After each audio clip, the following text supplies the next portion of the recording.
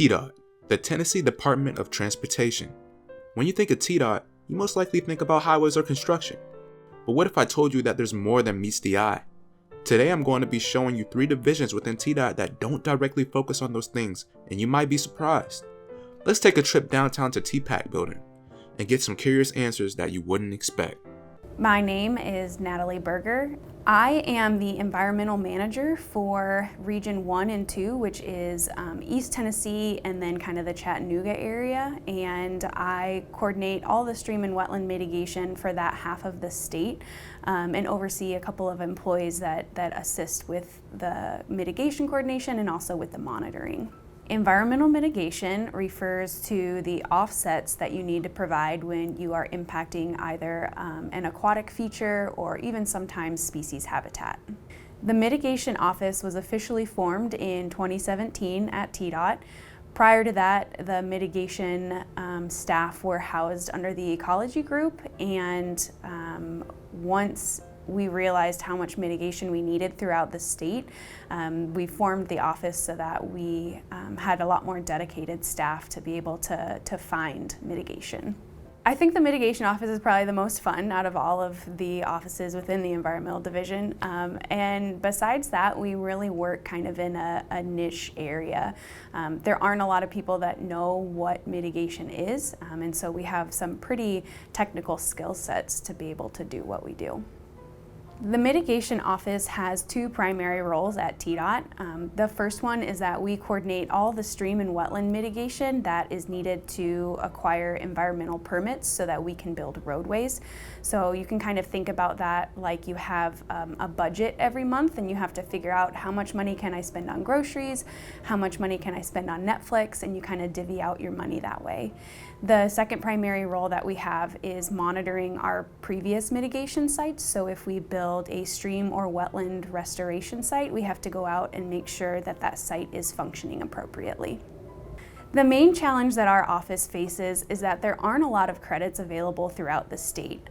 So we are often scrambling to find creative solutions to be able to get permits so that we can build TDOT's road projects.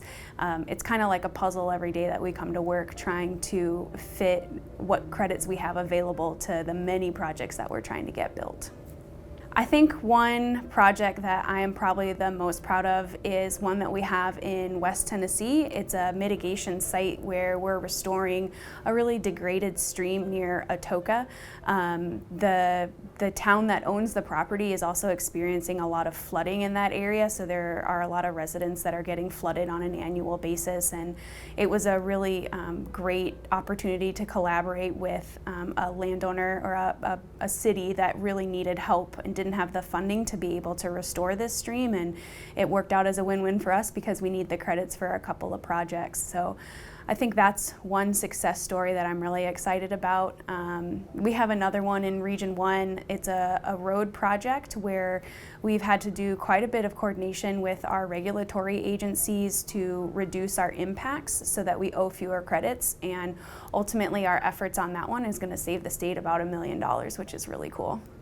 The Mitigation Office is a really important part of the road development process. If you don't have environmental permits, you can't build your road, and often one of the criteria for getting a permit is to provide mitigation. So our job is to find that mitigation. If it's not available, then we have to make it.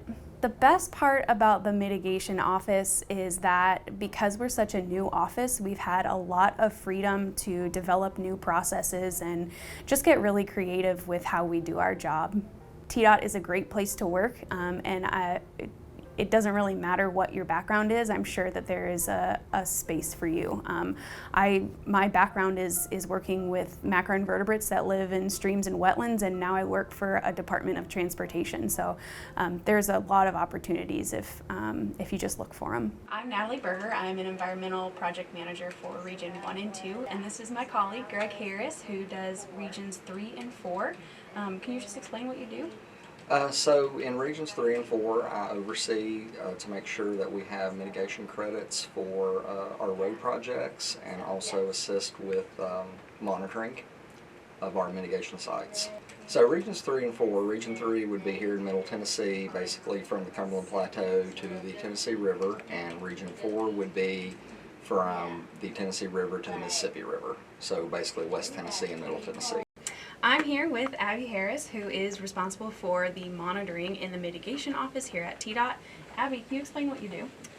So with monitoring, we take all of the permits that are issued by TDEC and the Army Corps and basically see whatever features we've impacted during roadway construction, and if we've had to relocate them or any other impacts, we have to basically check throughout the year to make sure that it is still functioning as either a stream or wetland, and we just kind of keep an eye on it year to year to make sure that everything's all good.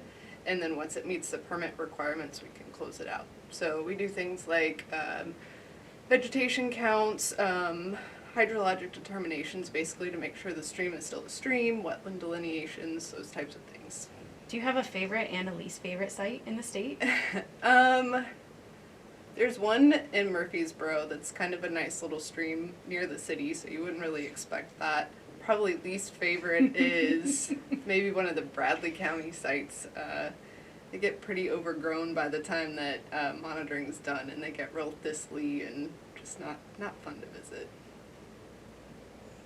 I am here with Karma Smith, who is the Assistant Director of the Environmental Division. Karma, can you kind of explain what you do and how you relate to the mitigation office? Sure. So, as Natalie said, I'm the Assistant Director here in the Environmental Division, and I mainly work with our Environmental Permitting Group, our Mitigation Group, and our Compliance Office. So, the main way that I interact with the Mitigation Group is to help steward them through the project development process. All of our mitigation projects have to go through that process, through design, through right-of-way, and into construction. So any way I can help them get those projects moving and through the process helps all of TDOT. Yeah, we appreciate it. Sorry to put you on the spot, but if you had to pick one person in the mitigation office that you like the best, who do you think it would be? Absolutely, Natalie. I want to go ahead and give a special thanks to Natalie Berger for the overview of the mitigation division. Moving on, we have something a little bit more civil on the 18th floor. Let's go upstairs and check it out. My name is Miles Menace. So my specific role is a transportation program monitor within a small business development program. I work directly with like TDOT construction on different bid letting projects for disadvantaged business enterprises, or what you call DBEs, which are really just small businesses as a whole. So making sure that they can, that federal goals are set for federally funded projects. So I work on those lettings. I also do like contracts compliance as it relates to like the actual certifying DBEs, renewing DBEs, so that way they're up to date on everything, all the work that they do, to make sure that they can actually do the work.